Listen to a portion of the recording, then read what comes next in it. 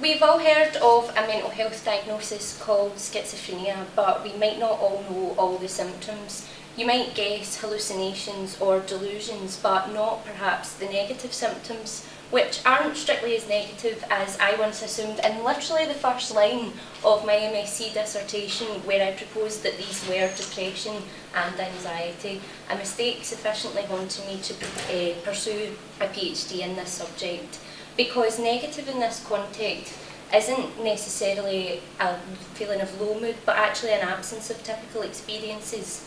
Pleasure, motivation, sociality, speech production and emotional expression, which when given terms in the scientific literature become the 5 A's.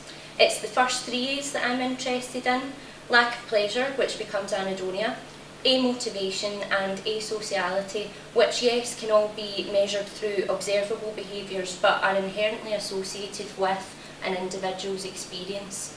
And it's been found that individuals who experience negative symptoms, like all individuals, interpret the world in light of previous life experiences in a way which questions whether engaging in motivated social activity actually holds any pleasure. But often in conjunction with increased experiences of trauma and social marginalisation, these individuals aren't only dubious of the pleasure they might experience, but actually anticipate negative emotion. This is important because rather than an incurable incapacity to experience pleasure, these individuals experience a reduced expectancy for pleasure, and that's important because that's then a mechanism that we can work with to create change.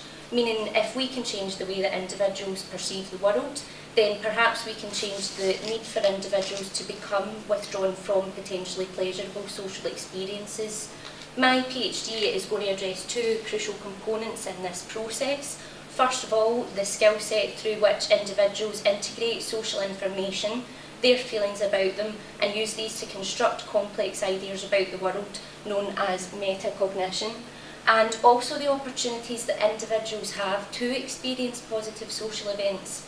I'll be doing this through looking at previous literature and individuals' experiences to determine components of mechanistic change, and using mixed methods research to investigate the change in negative symptoms after the implementation of a psychosocial intervention, looking at metacognitive therapy for metacognition and people's experience of positive social events through peer support. This will address a population whose needs have been entirely subsumed under a diagnostic category that focuses on entirely different symptoms, and it's really important that their needs are recognised and their voices are heard. Thank you.